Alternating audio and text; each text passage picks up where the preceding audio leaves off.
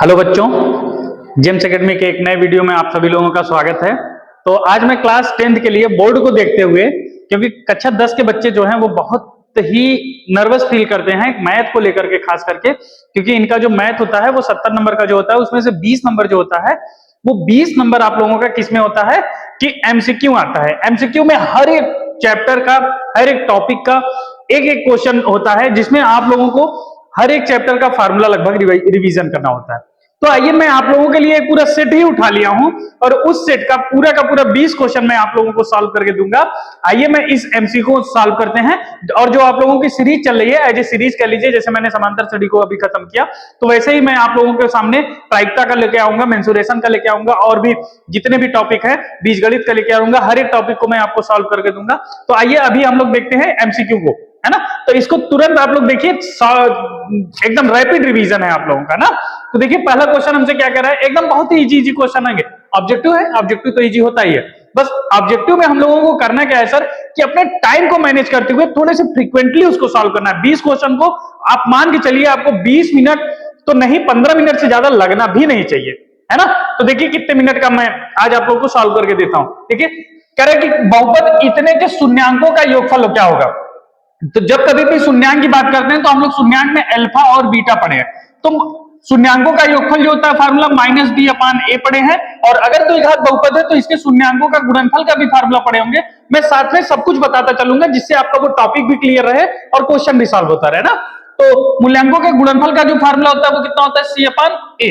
अच्छा, ये मैं दो फार्मूला आपको बता दिया, लेकिन हमको पूछ क्या रहा है सर कि शून्यांकों का योगफल कितना होगा, -b/a। और जो आपका इक्वेशन होता है ax² प्लस bx और प्लस कितना होता है c = 0। और तो इन दोनों की तुलना कर लीजिए। a की वैल्यू कितना है सर, 3 है और b की वैल्यू कितना है सर, 5 है और c की वैल्यू कितना है सर हमारे लिए, 2 है। तो अब इन दोनों से तुलना कर लीजिए, बस हमको यही कह रहा है। तो तुरंत ऑप्शन आपका हो जाना चाहिए कि अल्फा प्लस बीटा की वैल्यू -b की वैल्यू 5 है सर और c की वैल्यू कितना है सर, -b/a की वैल्यू कितना है हमारे लिए, 3 है।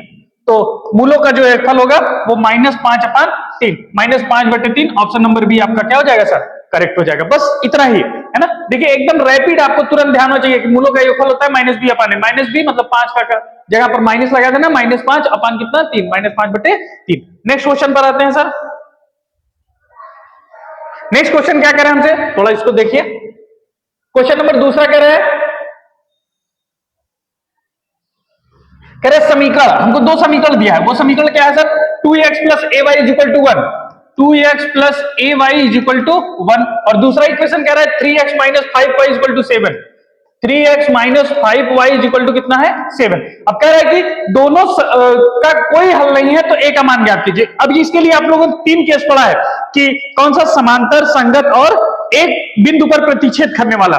तो उसके लिए 3 केस क्या पढ़े हैं सर कि a1/a2 = b1/b2 = c1/c2। अगर ऐसा है तो वह हमारे क्या होगा सर, संपाती होगा। मतलब एक ही, अगर दो लाइन है तो दो लाइन क्या होंगे, समांतर, संपाती और एक बिंदु पर प्रतिच्छेद करने वाला। 3 पॉइंट पढ़े हैं ना, एक बिंदु पर प्रतिच्छेद करने वाला, समांतर, और क्या हो कि इसी पर भी क्या हो, हमारा दूसरी भी लाइन क्या हो, कॉन्साइड करे। तो उसके लिए एक और इक्वेशन पढ़े, 3 केस पढ़े। तीनों में अगर ये दोनों क्या हो, इंटरसेक्ट कर जाए तो ये वाला केस होगा। और अगर दोनों क्या हो जाए सर, बराबर हो जाए, और अगर हमारा क्या हो जाए, दोनों इक्वल हो जाए, a1/a2 = b1/b2, तो समांतर हो जाता है। और कॉन्साइड करे तो ये वाला नॉट इक्वल होना चाहिए समांतर के लिए। और अगर इक्वल हो जाए तीनों पार्ट इक्वल हो जाए तो हमारा क्या हो जाता है, संपाती हो जाता है। तो इस बात को ध्यान देते हुए ये हमारा एक, देखिए यहां से हम लोग को क्या क्लियर हो गया, ये केस क्लियर हो गया ना। अब इस क्वेश्चन को आते हैं, तुरंत सॉल्व करते हैं। तो इस क्वेश्चन को तुरंत सॉल्व करते हैं, देखिए ध्यान से, तुरंत सॉल्व करेंगे। तो हमको क्या पता होना चाहिए सर कि ये पता है कि a1/a2 = क्या होता है सर, b1/b2। तो x वाला जो पार्ट होता है उसको a1/a2 मतलब 2/3 = होना चाहिए b1/b2 मतलब a कितना, -5। तो a का मान ज्ञात करना है, तुरंत मल्टीप्लाई कर दो भैया क्रॉस, तो ये हो जाएगा 5 दूनी 10, -10/3। किसकी वैल्यू, a का मान। तो ऑप्शन नंबर कौन सा सही हो जाएगा सर, -10/3। कहां पर है, c वाला पार्ट। आई थिंक समझ में आ गया होगा ना। देखिए सी का मान भी है और वो सी वाला पार्ट कितना है, -10/3। तो इस तरह से आप लोगों को हर एक फार्मूला आपके दिमाग में क्या होना चाहिए, चलते रहना चाहिए। देखिए नेक्स्ट क्वेश्चन क्या कह रहा है सर, क्वेश्चन नंबर 3 हमसे कह रहा है सर, कह रहे समीकरण इतने के मूलों की प्रकृति क्या होगी। तो मूलों की प्रकृति ज्ञात करने के लिए आप लोग क्या निकालते हैं, विविधकर। विविधकर क्या होता है sir, d equal to b square minus 4ac। अब अगर क्या इसके लिए क्या केस क्या पड़े हैं सर, कि अगर d की वैल्यू अगर ग्रेटर देन इक्वल टू क्या है, जीरो है, मतलब जीरो से क्या है सर, बड़ा है, तो इसके लिए क्या आप लोग लिखते हैं कि जो हमारे पास जो मूल होंगे वो कैसे होंगे, वास्तविक होंगे। अब ये फार्मूला कहां पढ़े हैं, उनका फार्मूला पढ़े हैं ना, x equal to minus b plus minus under root b square minus 4ac upon कितना 2a। तो ये फार्मूला आप लोगों ने पढ़े हैं, किसका है ये, श्रीधराचार्य विधि है। तो श्रीधराचार्य विधि है, तो इसमें अगर d का मान जो है अगर हमारा क्या आता है, पॉजिटिव आता है, तो उसके लिए हम लोग क्या कहते हैं कि मूल क्या होंगे हमारे, वास्तविक होंगे, मतलब अंडर रूट वाले टर्म में क्या होंगे हमारे पास जो मूल होंगे वो वास्तविक होंगे। अगर अंडर रूट में माइनस आता है सर, तो वो क्या हो जाता है हमारे लिए, काल्पनिक हो जाता है। तो आइए देखते हैं कि d की वैल्यू क्या आती है सर। तो d इक्वल टू कितना हो जाएगा, तो यहां से तुलना कर लीजिए क्या हो जाएगा फार्मूले से। तो फार्मूले से अगर आप लोग तुलना करेंगे वहां से इक्वेशन जो हमको दिया है, तो वहां से a की वैल्यू कितना है सर, a इक्वल टू कितना है हमारा 2 और b इक्वल टू कितना है 5 और c इक्वल टू कितना है सर 4।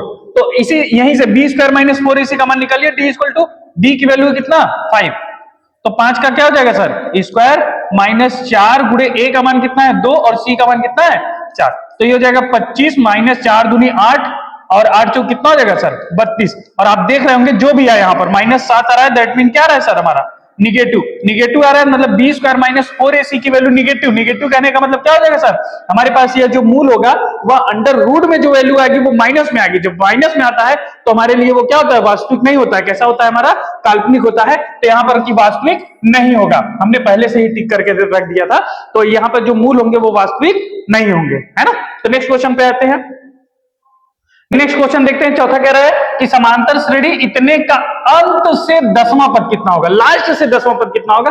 तो लास्ट से जब पद निकालते हैं तो सर उसके लिए जो फार्मूला होता है t10 is equal to last से जब पद होता है, थोड़ा सा इस बात का फार्मूला आप लोग याद कर लीजिए, l माइनस होता है। जैसे आप लोग पढ़ते हैं ना t10 इज इक्वल टू शुरू से, ये कहां से होता है, शुरू से। तो शुरू से जो होता है उसका होता है a plus n minus 1 into D, लेकिन लास्ट से जब करते हैं l माइनस कितना होता है n माइनस 1 इंटू डी, यही होता है फार्मूला बस। l माइनस l कहां पर क्या होता है सर, कि हमारा क्या होता है जो लास्ट वाला पद होता है उसको लेकर के चलते हैं बस, और कुछ बात नहीं होता है। तो लास्ट से जो पद हो ये कहां से है सर, अंत से है। तो अंत से पद होगा तो l का मान कितना है सर 254 और minus n minus 1 into D का मान कितना है सर, हमारा डी का मान दिया है अभी, चलिए निकाल लेते हैं थोड़ा सा। अच्छा तो ये फार्मूला आपको समझ में आ गया। फार्मूला अगर समझ में आ गया तो आइए फार्मूले पर पुट करते हैं। तो L की वैल्यू कितना है सर 254, n की वैल्यू कर रहा है अंत से 10वां पद, और D की वैल्यू कितना दिया है, D की वैल्यू निकालेंगे T2 माइनस T1 से। तो T2 की वैल्यू कितना है सर हमारे लिए 9 माइनस 4, तो 9 माइनस 4 करेंगे तो कितना हो जाएगा 5। तो अंत से T10 कितना हो जाएगा, लास्ट से अंत से कितना हो जाएगा 10वां, तो अंत से हो जाएगा सर L की value 254 minus n minus 1, n की वैल्यू कितना है सर 10 दे रहा है, 10 माइनस 1 इंटू डी का मान कितना है सर 5, तो हो जाएगा 254 माइनस 9 पूरे 45। तो इसको घटाएंगे 254 में से कितना जाएगा सर 45 जाएगा, तो कितना बचेगा 45 जाएगा। 54 में से 45 मतलब कितना 45 5 4 9 मतलब 209 बच जाएगा। तो अंत से 10वां पद कितना होगा सर, अंत से जो 10वां पद होगा आपका कितना होगा 209। इसका मतलब सी वाला ऑप्शन क्या हो जाएगा, सही हो जाएगा। थोड़ा क्वेश्चन को ध्यान से देखिएगा कि ये अंत से पूछ रहा है कि शुरू से पूछ रहा है, तो इस बात को हमेशा ध्यान दीजिएगा। अच्छा ये फार्मूला आपके लिए थोड़ा इंपॉर्टेंट हो जाएगा अगर इस तरह का क्वेश्चन पूछागा। तो अंत से जो पद होता है तो अंत से पद के लिए l minus n minus 1 into D होता है, और अगर शुरू से पूछता है तो a प्लस n माइनस 1। तो यहाँ पर हमेशा ध्यान दीजिएगा, इस बात को थोड़ा हाईलाइट कर लीजिए आप लोग कि इस फार्मूले को यहाँ पर नोट भी कर लीजिए। क्या है सर कि अंत से अगर पूछेगा तो l minus n minus 1 into D, अगर शुरू से पूछेगा तो क्या होगा n माइनस 1 इंटू डी। चलिए नेक्स्ट क्वेश्चन पर आते हैं। तो नेक्स्ट क्वेश्चन क्या कह रहा है हमसे, फाइट कर रहा है कि चित्र में समरूप त्रिभुज का एक युग्म है। हमारे पास दो त्रिभुज है, दोनों त्रिभुज क्या है, समरूप है। कह रहे हैं इन्हें सांकेतिक रूप में व्यक्त करने का सही रूप है। देखिए दिया है त्रिभुज हमको दिया है, ABCD भी दिया है, DEF दिया है, ABC, लेकिन यह जो ABC है वो DEF के समरूप होगा कि EFD के होगा कि EDF के होगा, इस बात को सोचना है तो सर DEF ही है। अब DEF को घुमा फिरा के कहा है, लेकिन इस बात को पहचानने का तरीका होता है। तो एक ट्रिक आप लोग देख लीजिए, अगर एंगल दिया है तो इसको एकदम समतलते देखा करिए। देखिए समतलते देखने का क्या मतलब है, यहाँ पे बी वाला एंगल कितना है 80 डिग्री और डी वाला एंगल कितना है 80 डिग्री। एक चीज चोरी कर लीजिए, बी का पोजीशन और डी का पोजीशन दोनों एक जगह अगर जिसमें दिख रहा है तुरंत तुक्का मार दीजिए। तुक्का नहीं, ये पूरा का पूरा अखिलेश सर का चैलेंज है। वहां पर ये चैलेंज क्वेश्चन है, क्या है सर कि अगर बी का जो पोजीशन है और डी का पोजीशन दोनों सेम दिख रहा है तो तुरंत लगाइए टिक।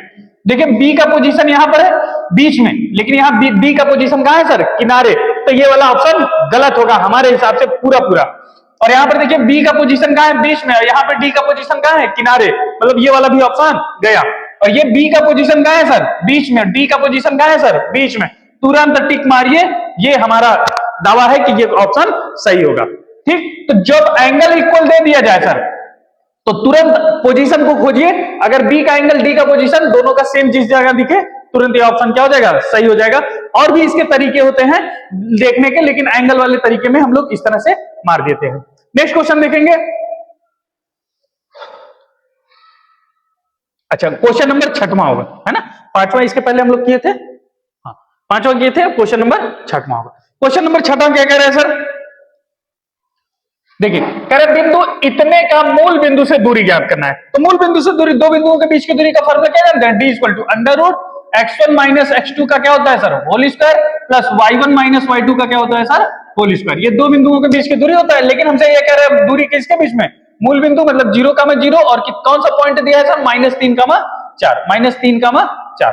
तो यही वाला फार्मूला लगा दीजिए, d equal to under root x1 की वैल्यू कितना 0 माइनस x2 की वैल्यू कितना -3, मतलब +3 हो जाएगा, और इतने का whole square plus 0 minus minus कितना है सर -4 का क्या होल स्क्वायर, तो जगह d equal to under root 3 त्रिक का 9, 0 जोड़ेंगे तो ये 4 चौक 16, और 16 9 कितना हो गया सर 25, 25 का रूट निकालेंगे तो कितना आएगा 5, तो डी इक्वल टू कितना हो जाएगा 5। जो ऑप्शन है उसको मार दीजिए, सी वाला ऑप्शन हो जाएगा। एकदम सिंपल सा दो बिंदुओं के बीच की दूरी का फार्मूला आपको याद रखना है, निर्देशांक ज्यामिति में आप लोग पढ़े होंगे। चलिए इस टॉपिक को भी हम रिवाइज करा देंगे ताकि आप लोगों का, इसमें से एक आता है सर इंटरसेक्शन वाला, के अनुपात 1 के अनुपात में आप लोग न्यूमेरिकल लगाएंगे, तो इसको भी मैं आप लोग को क्लियर करा दूंगा। चलिए इसी के साथ हम लोग क्वेश्चन नंबर अगला भी देख लेते हैं। क्वेश्चन नंबर अगला क्या कह रहा है हमसे, क्वेश्चन नंबर 7वां कह रहे कॉट थीटा बराबर 3/4, तो कह रहा है सेक ए का मान कितना होगा। ये क्वेश्चन सॉल्व करने के पास आपके पास दो तरीके हैं, चाहे आप यहां से किसका, ये वाला 1 + tan square theta equal to sec square theta आप लोग फार्मूला पढ़े होंगे, चाहे इस वाले फार्मूले को लगाइए, tan दिया कॉट दिया तो tan निकाल लीजिए, लेकिन आप लोग को जो लगाते हैं उस वाले तरीके से मैं आपको दिखा देता हूं। इस वाले में है, अच्छा चलिए इस यहीं से देख लेते हैं। तो आप लोग इसके लिए क्या करिए, एकदम सिंपल सा एकदम मजेदार तरीका, मजेदार तरीका क्या है मैं आपको दिखा देता हूं। देखिए कह रहे कि कॉट थीटा इक्वल टू दिया है तो सेक थीटा का मान, एकदम मजेदार। देखिए ए ऐसे बनाइए एक तो त्रिभुज, ठीक, ये हमारा हो गया राइट एंगल ट्रायंगल, ए कोई एंगल ले लीजिए, ये हो गया ए बी और सी, तुरंत बनाइए A B C cot theta. तो कॉट थीटा के लिए आप लोग क्या पढ़े हैं सर, कॉट ए बराबर पढ़े हैं सर आधार बटे लंब, आधार बटे लंब, ये कॉट के लिए पढ़े। तो आधार बटे लंब, तुरंत देखिए आधार कितना है 3/4, तो अगर ए है तो जो कोण लगा है उसका आधार 3 और ये हो गया कितना 4, पाइथागोरस में लगाएंगे तो 3 त्रिक का 9 और 4 चौक 16, 16 9 25, इसको बाहर लाएंगे तो इसकी वैल्यू कितना हो जाएगा 5, कर्ण का मान आ गया 5। तो सेक ए का मान पूछ रहा है, तो सेक ए क्या होता है सर हमारे लिए, सेक थीटा बराबर होता है, हम लोग पढ़े क्या आधार बटे कर्ण, सेक थीटा बराबर पढ़े हैं आधार बटे कर्ण, सॉरी कर्ण बटे आधार है, सेक थीटा बराबर क्या पढ़े हैं कर्ण बटे आधार। किसका होता है कॉस का उल्टा होता है ना सर, कॉस थीटा बराबर होता है आधार बटे कर्ण, और तो सेक थीटा बराबर क्या हो जाएगा कर्ण बटे आधार। ये सब चीजें जितने भी तेज आपसे कर सके माइंड में करिए, मैं आपको सॉल्व करके बता रहा हूं, तो वैसे अभी हमको बताना पड़े तुरंत मैं आपको ऑप्शन का आंसर दे दूंगा ना, तो उसी तरह से आपकी भी स्पीड होनी चाहिए। चलिए देखिए बहुत बड़ी बात तो नहीं है, सिंपली आप लोग कर लेंगे, कर्ण बटे आधार, कर्ण का मान कितना है 5 और आधार का मान कितना है 3, तो जाएगा सर कितना 5/3, तो 5/3 जो ऑप्शन है तुरंत टिक कर दीजिए, 5/3 ऑप्शन नंबर डी है आप लोगों का। तो क्वेश्चन नंबर 7वें का जो ऑप्शन नंबर डी हो जाएगा, है ना। तो चलिए नेक्स्ट क्वेश्चन देखा जाए, ठीक, चलिए नेक्स्ट क्वेश्चन देखा जाए। क्वेश्चन नंबर हमसे 5 तक हो गया, 6 तक हो गया था ना, क्वेश्चन नंबर 7 हो गया था। 8 देखिए, बहुत तेज आप लोग कर रहे हैं भैया। क्वेश्चन नंबर 8 कह रहा है tan थीटा, जो हमारे लिए tan थीटा। अच्छा, इस क्वेश्चन को करने के लिए एक चोरी करते हैं। देखिए, चोरी इन सेंस ऑप्शन से ही हम लोग क्या निकालते हैं, इसका सोल्यूशन निकालते हैं। tan थीटा बराबर sin अल्फा। अब कहिए अरे कैसे सॉल्व करेंगे अल्फा का मान, तो इसमें देखिए तुरंत एक एक मान रखिए। आपको पूरा का पूरा टेबल पता होना चाहिए ना। ये वाला टेबल पता होता है कि 0 डिग्री के लिए, 30 डिग्री के लिए, 45 डिग्री के लिए साइन का मान, कॉस का मान। तो एकदम जैसे ऑप्शन रखिए, एक ऑप्शन रखिए, अगर दोनों के लिए बराबर वही ऑप्शन सही है। देखिए tan 0 का मान आप लोग क्या पढ़े हैं, जैसे sin 0 का मान पढ़े हैं, cos का मान पढ़े हैं, tan का मान पढ़े हैं, सबका मान पढ़े हैं ना। तो sin 0 का मान 0, tan 0 का मान 0, दोनों के लिए 0 आ गया ना। तो 0 डिग्री पर tan 0 का मान भी 0 और sin 0 का मान भी कितना 0। तो यहां पर सबसे पहला ऑप्शन क्या हो जाएगा हमारा 0। और आप लोग जानते हैं भैया, ध्यान दीजिएगा इस बात को, कि tan 45 का मान जो होता है, तो tan 45 का मान आप लोग कितना पढ़ते हैं, तो tan 45 30 है, तो tan 45 का मान कितना पढ़ते हैं 1, और sin 45 का मान कितना पढ़ते हैं 1 बटा कड़ी में 2, तो sin 45 का मान 1 बटा √2। तो जाहिर सी बात है इन दोनों का ऑप्शन हो ही नहीं सकता। दूसरा tan 60 का मान आप लोग कितना पढ़ते हैं, तो tan 60 का मान पढ़ते हैं कड़ी में 3, और sin 60 का मान कितना पढ़ते हैं सर, कड़ी में 3 बटा 2। तो जाहिर सी बात है दोनों की वैल्यू सेम हो ही नहीं सकती। tan 90 का मान कितना पढ़ते हैं, तो tan 90 का मान जो आप लोग पढ़ते हैं इनफाइनाइट पढ़ते हैं, और sin 90 का मान कितना पढ़ते हैं 1। तो जाहिर सी बात है कि इन दोनों की वैल्यू मैच हो ही नहीं सकती। तो ऑप्शन आपका कौन सा होगा 0 डिग्री। तो 0 डिग्री पर sin थीटा और tan थीटा का मान जो होगा वो क्या होगा सर, इक्वल होगा। तो ऑप्शन नंबर हमारा कितना हो जाएगा, ए हो जाएगा। तो आप ध्यान से देख लीजिए, इसका ऑप्शन कौन सा हो जाएगा सर, 8वें का ऑप्शन नंबर ए ऑप्शन सही हो जाएगा। समझ में आया होगा। ये आपको ये वाला टेबल तो एकदम मुझवानी याद होना चाहिए कि tan 0 का मान कितना होता है, sin 0 का मान, sin 45 का मान, tan 45 का मान। नेक्स्ट क्वेश्चन देखिए, चलिए तो नेक्स्ट क्वेश्चन हमसे क्या कह रहे हैं सर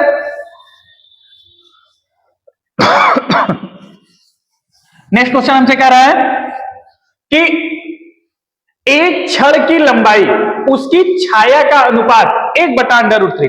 एकदम थोड़ा सा ट्रिकी का है, बहुत इजी क्वेश्चन है ना। देखिए एक छड़ है, एक छड़ इतना बड़ा है, इतना बड़ा एक छड़ है, कह रहे इसकी जो लंबाई है, चलिए मान लेते हैं इसकी लंबाई इतना है, और इसके छाया का अनुपात, तो इसका छाया ए ऐसे गिरेगा जमीन पर, तो मान लेते हैं छाया कितना पड़ रहा है सर x है। तो इन दोनों का अनुपात मतलब यल बटे x का मान दिया है, कितना दिया है सर 1 बटा कड़ी में 3। तो इन दोनों का मान जो दिया है 1 बटा कड़ी में 3 दिया है। अब देखिए नेक्स्ट क्या कह रहा है कि सूर्य का उन्नयन कोण, मान लीजिए यहां पे सन चमक रहा है, तो सन चमक रहा है यहां पर, तो इसका जो उन्नयन कोण होगा, मतलब यहां से जो देखने पर हमको सूर्य दिखेगा सीधे ऊपर, तो इस कोण का मान पूछ रहे हैं। अच्छा एकदम जाहिर सी बात, तुरंत tan थीटा लगा भैया, तो tan थीटा बराबर क्या होता है तुम्हारा लंब बटे आधार, लंब बटे आधार, और यल अपान x का मान कितना दे रखा है 1 बटा कड़ी में 3। तो जैसे हम लोग यहां पर रखेंगे तो tan थीटा बराबर 1 बटा कड़ी में 3, और तुरंत बता दे भैया tan थीटा में 1 बटा कड़ी में 3 किसका होता है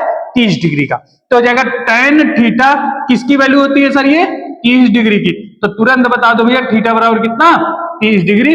और कहने को क्वेश्चन हमारे लिए बहुत लेंदी था, बहुत ही इजी क्वेश्चन है, एकदम सिंपल सा। देख लिए इन दोनों का अनुपात 1 बटा कड़ी में 3 दिया था, तो तुरंत फिगर बनाए, तुरंत फिगर बन भैया ऐसे छाया गिरेगा ना, सूर्य तो इसका छाया ऐसे ही गिरेगा ना, तो इसकी लंबाई और इसकी छाया के बीच का जो अनुपात दिया था यल अपान x का मान कितना दिया था 1 बटा कड़ी में 3। तो यहां से हम लोग देख लेते हैं ऑप्शन नंबर कौन सा हमारा सही हो जाएगा सर, ऑप्शन नंबर ए सही हो जाएगा। बात समझ में आ रहा है ना। चलिए आप लोगों को अगर ये वीडियो अच्छा लग रहा होगा तो लाइक और थोड़ा सा कमेंट भी कर दीजिएगा सर, थोड़ा सा मोटिवेशन मिलता है। अभी तक जो 9 क्वेश्चन हम लोग सॉल्व किए हैं, तो इसमें आप लोग बताइए कैसा लग रहा है अभी तक का एमसीक्यू। और अगर आप लोग एमसीक्यू चाहते हैं तो मैं 3-4 सेट और उठा करके आप लोग को करा दूंगा, बहुत ज्यादा टाइम हमको नहीं लगेगा, इससे आप लोग का पूरा चैप्टर भी रिविजन साथ में होता जाएगा। चलिए नेक्स्ट क्वेश्चन देखते हैं। 9 क्वेश्चन कर लिए थे, 10वां कह रहा है सर, देखिए ध्यान से देखिए क्वेश्चन नंबर 10 कह रहा है एक वृत्त है, अब हमसे कह रहा है वृत्त के व्यास के सिरों पर समांतर रेखाएं की संख्या हो सकती है। देखिए सिरों पर, व्यास के सिरों पर खींची गई समांतर स्पर्श रेखाओं की संख्या हो सकती है। अब देखिए थोड़ा सा बोर्ड का फायदा भी उठाते हैं सर। देखिए हमारे बोर्ड में इतना मस्त का चीज दिया है, हमारे पास ये सर्किल है, ये ऐसे सर्किल किया सर्किल बन गया, देखो जादू है ना।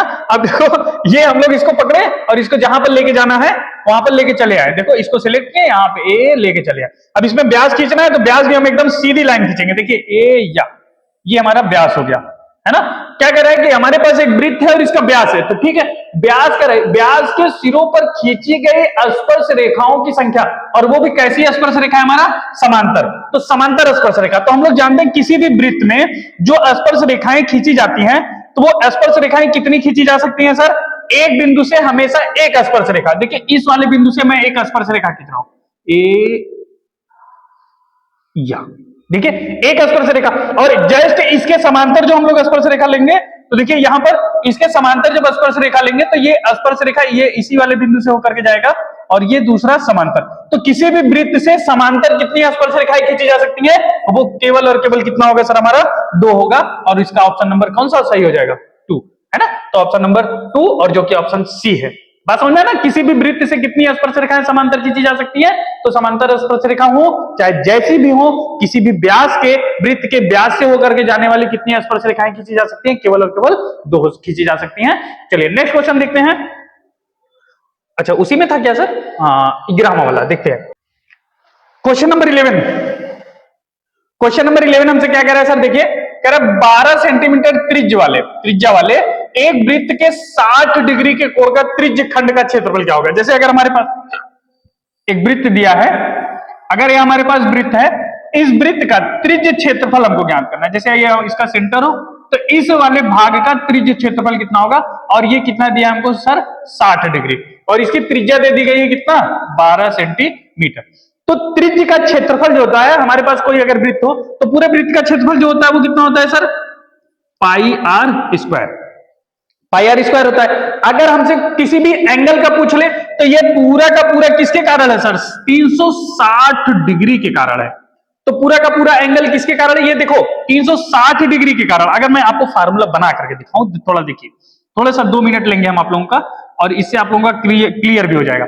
यह जो पाई आर स्क्वायर जो होता है, पूरे वृत्त का जो क्षेत्रफल होता है, वो कितने डिग्री के कारण होता है सर, 360 डिग्री के। वृत्त के केंद्र पर जो पूरा का पूरा एंगल बनता है सर, वो कितना बनता है, 360 डिग्री। तो 360 डिग्री के कारण कुल कितना, पूरा क्षेत्रफल कितना होता है, पाई आर स्क्वायर। तो 1 डिग्री के कारण कितना होगा सर, पाई आर स्क्वायर बटे कितना हो जाएगा, 360 से भाग दे देंगे। अब ये 360 के कारण कितना हो गया हमारा, पाई आर स्क्वायर बटे 360। तो 60 डिग्री के कारण कितना होगा, तो 60 डिग्री के कारण कोण होगा कितना, पाई आर स्क्वायर बटे 360, और गुणे क्या हो जाएगा, 60 डिग्री। तो आप लोगों ने त्रिज्य खंड का क्षेत्रफल भी पढ़ा होगा सर। त्रिज्य खंड का क्षेत्रफल आप लोगों ने पढ़ा है क्या, कि पाई आर स्क्वायर गुणे थीटा बटे 360। तो वहीं से फार्मूला आता है, 300 थीटा बटे 360। तो ये इससे डिवाइड करिए, तो एक 0 से 0 कट गया, 6 का 36, कितना आ जाएगा आपका, 6 आ जाएगा। ये 6 हो गया।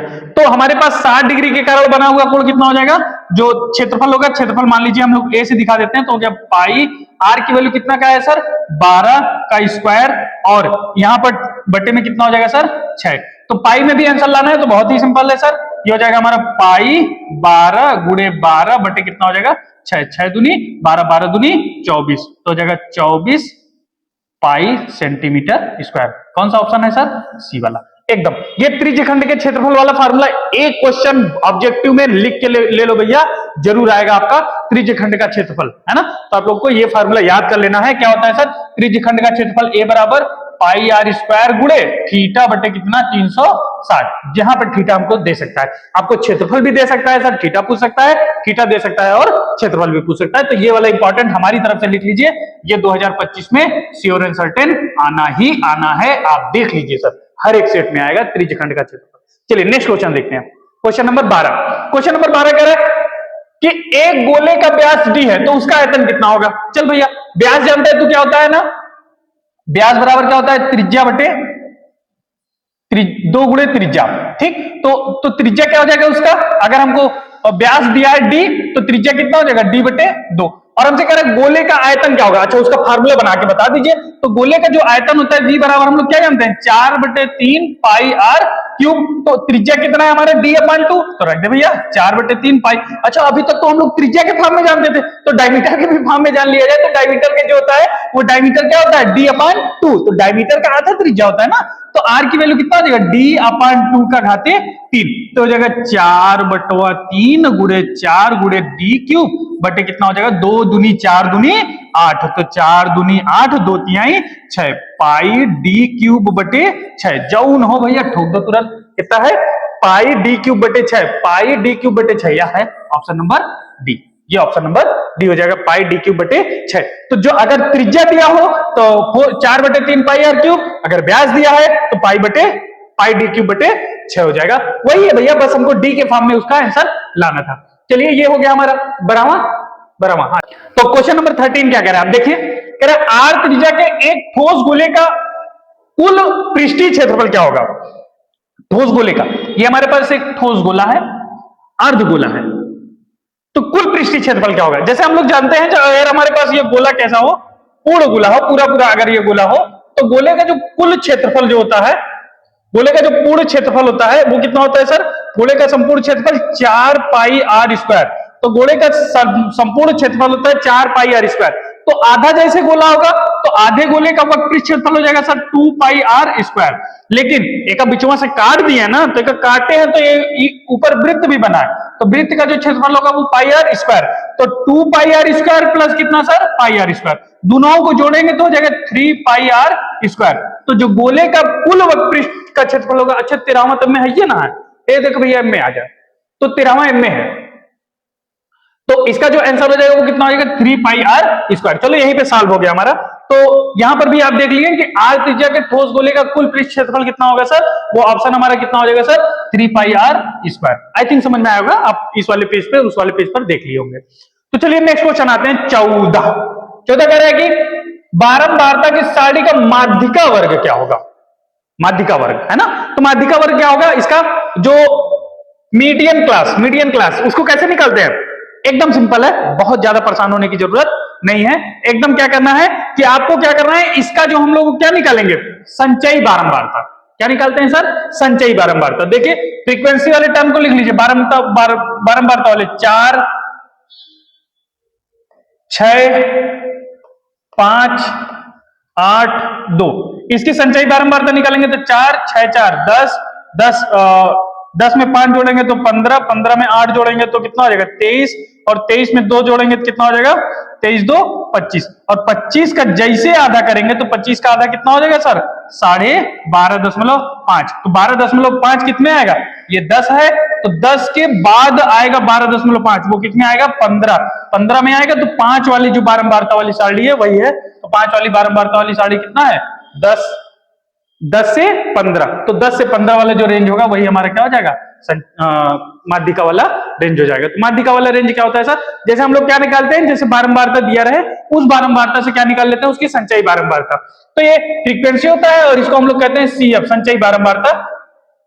और संचयी बारंबारता निकालने का क्या तरीका है, एक बार आप सुन लीजिए। बारंबारता लिख लिए, हर एक टर्म को जोड़ते जाइए। जैसे ये 4 है तो 4 6 4 10 10 5 15 15 में फिर 8 15 8 23 23 में 2 25, जितना है ये पूरा का पूरा क्या होता है, इन दोनों को जोड़ेंगे भी तो 25 आएगा। तो जैसे ये 25 आया तो सीएफ की वैल्यू जो होगी, तो सीएफ में अब ये जो 25 आया 25 का क्या करेंगे सर हम लोग आधा, 25 का क्या करेंगे आधा, 25 का आधा कितना होता है 12.5। तो 12.5 खोजेंगे कौन से वाले सारणी में आएगा, तो 12.5 किसमें आएगा सर कि 4 तक तो जितना था वो खत्म हो गया, 10 तक जो टर्म था वो भी क्या हो गया खत्म हो गया। अब 10 के बाद क्या आएगा 12.5 आएगा ना, तो 10 के बाद 12.5 किसमें आएगा 15 में आएगा, है ना। तो इसलिए हम लोग इसमें कौन सा टर्म लेंगे 15। बात समझ में आया ना। तो 15 वाला रेंज किसमें आ रहा है 5 वाले बारंबारता में, और 5 वाला बारंबारता किसका है 10 से 15 तक। तो इसलिए इसका जो माध्यिका वाला वर्ग होगा वो कितना हो जाएगा 10 से 15 हो जाएगा। अगर मान लीजिए आपका इस पूरे को जोड़ने पर 20 आता है, और 20 किसमें आता है सर 20 का आधा 10 होगा, 10 करेंगे तो हम लोग किसमें आ जाएगा हमारा 6। तो 6 वाला जो वर्ग है वो कौन सा हो जाएगा 5 से 10। क्या करना है संचयी बारंबारता निकालना है, संचयी बारंबारता का आधा करना है, और वो आधा जिसमें आएगा जिस वाले संचयी बारंबारता वाले पार्ट में आएगा वही उसका क्या कहलाएगा माध्यिका वर्ग कहलाएगा। बात समझ में आया। चलिए जी सर। क्वेश्चन नंबर हम लोग कौन सा कर लिए थे सर? 14, वही था हमारा, 14 वाला किए थे। हाँ, क्वेश्चन नंबर 15 पर आते हैं। 15 कह रहा है कि द मीन एंड मीडियन, मतलब माध्य और माध्यिका दिया है 27 और 29, तो इसका बहुलक कितना होगा? तो बहुलक के लिए आप लोगों ने फार्मूला पढ़ा है भैया, क्या पढ़े हैं? बहुलक गुणे माध्यिका माइनस 2 गुणे माध्य। आप लोग एक बार फार्मूला मिला लीजिएगा, हमारे हिसाब से तो यही फार्मूला है, चलिए पुट करके देखते हैं। तो बहुलक बराबर क्या हो जाएगा? अच्छा, ये फार्मूला हमको पता है, ये सही है ना?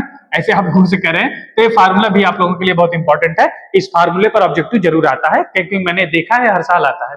और ये फार्मूला आपके आज के बाद जब कभी भी कंपटीशन का भी एग्जाम करेंगे तो ये फार्मूला आपको कंपटीशन के भी एग्जाम के पॉइंट ऑफ व्यू से बहुत जरूरी है। कह रहे कि किसी बारंबारता सारणी का माध्यिका और माध्य कितना है? 27 और 29 है, तो बहुलक ज्ञात कीजिए। तो माध्यिका कितना दिया है सर? माध्य पहले दिया है 27 और माध्यिका कितना दिया है? 29, तो 3 गुणे 29 माइनस 2 गुणे कितना है? 27, तो ये हो जाएगा 3 9 27, 3 दूनी 6 2 8, और ये 27 गुना होता है सर 54, और इसमें से 54 घटाएंगे तो 3 और 3, तो बहुलक बराबर कितना हो जाएगा सर? बहुलक हमारा कितना हो जाएगा? तो बहुलक 33। 33 कोई ऑप्शन है? जी हाँ सर, सी वाला ऑप्शन। तो बहुलक कितना हो जाएगा इसका? 3। बहुत ही सिंपल है, लेकिन जब तक फार्मूला नहीं याद रहेगा भैया तब तक ये क्वेश्चन आप नहीं कर पाएंगे। सिंपल सा फार्मूला है, बहुलक बराबर 3 गुणे माध्यिका माइनस 2 गुणे माध्य होता है, और दोनों वैल्यू पुट करके निकाल लेंगे। ठीक है, चलिए नेक्स्ट क्वेश्चन पर आते हैं सर। निम्नलिखित सारणी का माध्य होगा। अब ये हमारे लिए थोड़ा सा कैलकुलेटिव क्वेश्चन है, टफ नहीं है, कैलकुलेटिव है। तो कैलकुलेटिव करने के लिए हम लोग क्या करेंगे, थोड़ा सा मेहनत कर लेते हैं सर। एक दो क्वेश्चन 20 में से आपको थोड़ा सा टफ मिल जाते हैं, लंबा है, थोड़ा सा डर जाते हैं इस पे बच्चे। तो चलिए हम देखते हैं। अच्छा, एक काम करिएगा आप लोग, समय बचाने के लिए करना है कुछ काम, है ना? तो जिसमें हमको फ्रीक्वेंसी दिया है और एक्स की वैल्यू, आप लोग पूरा क्वेश्चन लिखेंगे नहीं रफली, जब भी रफ करेंगे तो पूरा क्वेश्चन लिखेंगे नहीं। क्या करना है आपको? सिंपली ये इसका दोनों का जोड़ करके आधा जो आप लोग करते हैं, एक्स की वैल्यू निकालते हैं, तो 0 + 10 कितना हो जाएगा? 5। अगला क्या हो जाएगा? 10 + 20 30, 30 का आधा करेंगे कितना सर? 15। फिर अगला कितना है? 20 30 50, 50 का आधा करेंगे तो 25। आप लोग तो थोड़े से चालाक भी हो, तो अगला क्या हो जाएगा? 35, है ना?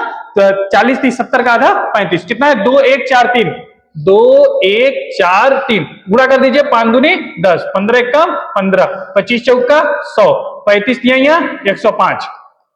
सबको जोड़ लीजिए सर, 5 5 10, 10 का कितना हो गया सर? 0, और ये हो जाएगा, देखो इन तीनों को जोड़ेंगे और फिर ये 1 1 2 2 1 3, और ये हो जाएगा हमारा कितना? 2 230 आ जाएगा। सीधे सीधे जोड़ लीजिए, 15 10 25 5 30, 230 हो जाएगा। और ये फ्रीक्वेंसी को जोड़ेंगे तो समेशन ऑफ एफ कितना होगा सर? तो समेशन ऑफ हो जाएगा 4 3 7 1 8 2 10 हो जाएगा, और 10 से भाग देंगे सर। ये आप लोग क्या है? Summation of F into x. ये पूरा क्या निकालें सर? F into x. बहुत ही सिंपल है, देखिए समेशन ऑफ एफ एक्स अपान क्या होता है? Summation of F. ये है हमारा 230 बटे कितना? 10, डिवाइड करेंगे कितना आ जाएगा?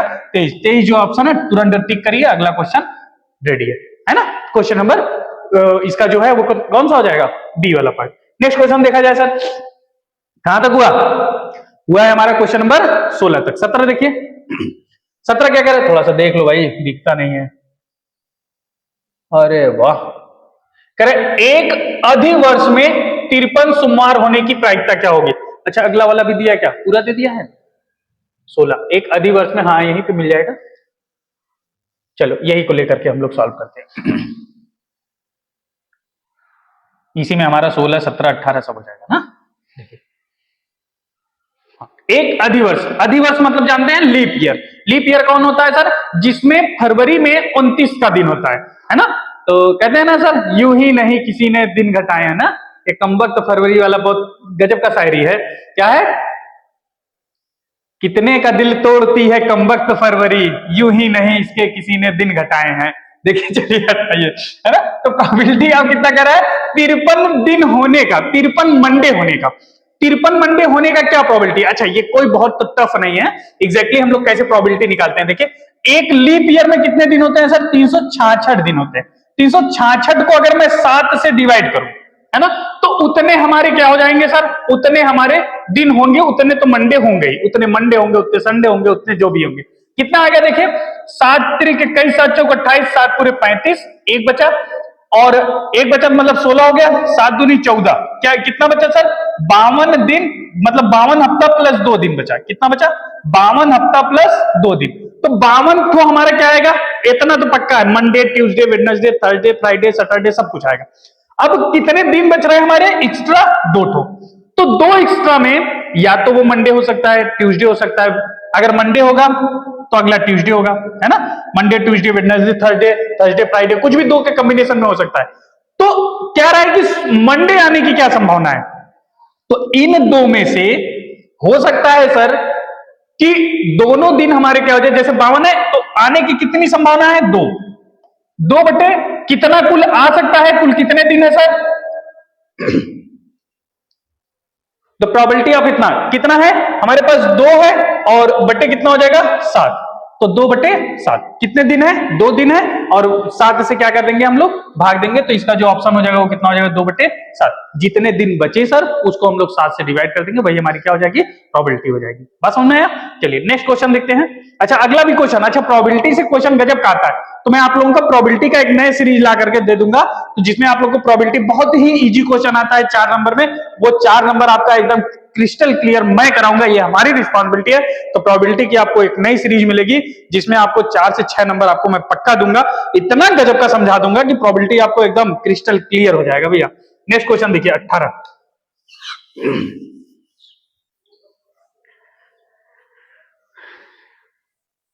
खत्म होने वाला है भैया, थोड़ा बताइए कैसा एक्सपीरियंस रहा आप लोगों का। आप लोग थोड़ा कमेंट में भी बता दीजिए, नए टीचर से मैथ पढ़ने में कैसा एक्सपीरियंस आ रहा है। आप लोग ऑनलाइन पढ़ रहे हैं तो बताइएगा थोड़ा, है ना? थोड़ा कमेंट करिएगा, डिस्कशन कर लेंगे हम भी आप भी। दूर है क्या हुआ, इसका मतलब ये नहीं कि कमेंट सेक्शन कहीं दूर है। नेक्स्ट क्वेश्चन कह रहा है कि भैया 2 मित्र का जन्म 2020 में हुआ है। 2 मित्र हैं, उनका जन्म जो है वो 2020 में हुआ है। प्रायिकता ज्ञात कीजिए कि दोनों का जन्मदिन एक ही दिन हो। प्रायिकता बड़ा गजब गजब का क्वेश्चन लाता है हमारे लिए। कह रहा है कि 2020 में हुआ है, इसकी क्या प्रायिकता है कि दोनों का जन्म एक ही दिन हो? तो लीप ईयर 220 कौन सा ईयर होता है? 220 लीप ईयर है कि हमारा लीप ईयर नहीं है? तो इसको पता करने के लिए क्या करते हैं सर, इसको 4 से भाग। तो 4 पंचवा 20, 0 4 पंचवा 20, 505 मतलब कट गया। कट गया तो इसका मतलब कौन सा ईयर है सर? ये हमारा लीप ईयर है। तो अगर ये लीप ईयर है तो लीप ईयर में कुल कितने दिन होते हैं सर? 366 दिन होते हैं। अगर 366 दिन है तो 366 दिन है, तो अब इसमें एक ही दिन आना है। एक ही दिन कितने पड़ेंगे? तो एक ही दिन है, तो इसके लिए जो ऑप्शन हो जाएगा आपका 1/366। तो 1/366 जो ऑप्शन है वही आपका क्या हो जाएगा? सही हो जाएगा। 365 या 366 दिन होते हैं, तो लीप ईयर में जो कुल दिनों की संख्या होती है 367, और उसमें एक ही दिन बर्थडे पड़ना है तो एक ही है, 1 क्या हो जाएगा हमारा? 366। ऑप्शन नंबर बी हो जाएगा। नेक्स्ट क्वेश्चन क्या रहेगा भैया? चलिए देखते हैं नेक्स्ट क्वेश्चन।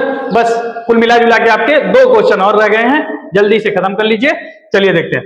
कह रहे 2 बिंदु हमको दिया है, इतने और इतने के बीच की दूरी क्या होगा? ऐसा क्वेश्चन अभी अभी हम लोग लास्ट में करते आ रहे हैं, जिसमें कहा था मूल बिंदु से दूरी ज्ञात करने के लिए। तो इसको भी वही फार्मूला लगाना है सर, डी बराबर क्या? अंडर x1 माइनस x2 का होल स्क्वायर। हमारा तो मन कर रहा है कि आपके लिए छोड़ दे, प्लस y2 माइनस y1 का होल स्क्वायर। चलिए कोई बात नहीं, मैं ही करा देता हूं, चाहे y1 माइनस y2 करिए चाहे y2 माइनस y1 करिए, दोनों फार्मूला एक ही होता है। क्या है सर? x1 x2 की वैल्यू कितना दिया है हमको? ये दिया है 2,3 दिया है सर, और एक दिया है 4,1। तो यहां पर लिख लीजिए d इक्वल टू क्या हो जाएगा? अंडर रूट x1 की वैल्यू 2 माइनस 4 का होल स्क्वायर प्लस 3 माइनस 1 का होल स्क्वायर। बस इसी को सॉल्व कर लीजिए सर। तो d इक्वल टू हो जाएगा अंडर रूट, दोनों को घटाएंगे तो 2 का स्क्वायर कितना? 4, प्लस 3 में से 1 घटाएंगे तो 2 का स्क्वायर कितना? 4, अंडर रूट 4 4 कितना? 8, 8 का अंडर रूट निकालेंगे तो सर कितना हो जाएगा? 2 कड़ी में 2। तो ये हो जाएगा हमारे लिए डी का मान। डी का मान कौन सा ऑप्शन है सर? 2 कड़ी में 2, ऑप्शन नंबर सी सही है। 19वां खत्म। 20वां देखते हैं सर। 20वां क्वेश्चन क्या कर? अरे वाह, बड़ा दूर है भाई तू, आजा आगे। 20वां कह रहे निम्नलिखित में से अपरिमेय संख्या कौन सा है? कौन सा नंबर हमारा इर्रेशनल नंबर है? इर्रेशनल नंबर वही होता है जो अंडर रूट में बेचारा फंसा रह जाए। तो अंडर रूट में जो फंसा रह जाएगा वही हमारा क्या कहलाता है? इर्रेशनल। इर्रेशनल कहने का मतलब ये नहीं है कि अंडर रूट में फंसा रह जाए, ये कहने का मतलब है सर कि उसको मैं p बटे q के रूप में न लिख सकूं, p बटे q के रूप में न लिख सकूं, तो वही हमारा क्या कहलाता है? इर्रेशनल नंबर कहलाता है। तो वही संख्या होती है जो अंडर रूट होता है, उसी को हम लोग कह देते हैं वो हमारी संख्या p बटे q के रूप में नहीं लिखती। तो लेकिन यहाँ पे हमारे लिए परेशान करने के लिए ये 25 को अंडर रूट कह दिया, तो 25 जब अंडर रूट में होता है तो सर इसका रूट निकल जाता है, इसका रूट कितना होता है 5। तो ये हमारा इरेशनल नंबर नहीं, ये हमारा कैसा है, रेशनल नंबर है, मतलब परिमेय संख्या है।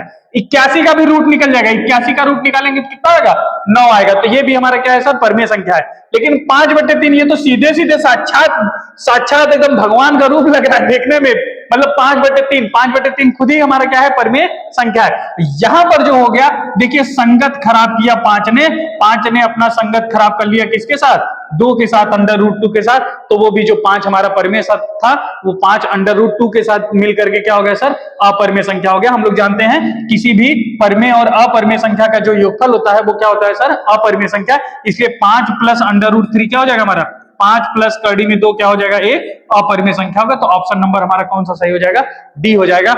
चलिए सर, ये हमारा 20 क्वेश्चन आप लोगों के लिए जो एक सेट था हमारा मैथ का प्रीवियस ईयर 2024 का, ये आपके सामने खत्म होता है। अगर आप कहेंगे तो मैं 1-2 सेट और आपके साथ डिस्कस करूंगा। तब तक के लिए आप लोगों को मैं धन्यवाद देना चाहता हूं कि इतने देर तक आप लोगों ने वीडियो को देखा, और अभी तक अगर हमारे चैनल को सब्सक्राइब नहीं किए हैं तो आप लोग सब्सक्राइब कर लीजिए। वीडियो कैसा लगा आप सजेशन बॉक्स में हमको बता सकते हैं, और अच्छा लगा हो तो थोड़ा लाइक कर दीजिएगा। और चलिए नेक्स्ट टॉपिक में, नेक्स्ट क्वेश्चन के साथ, नेक्स्ट टॉपिक के साथ डिस्कशन करते हैं। तब तक के लिए bye bye, thank you, take care.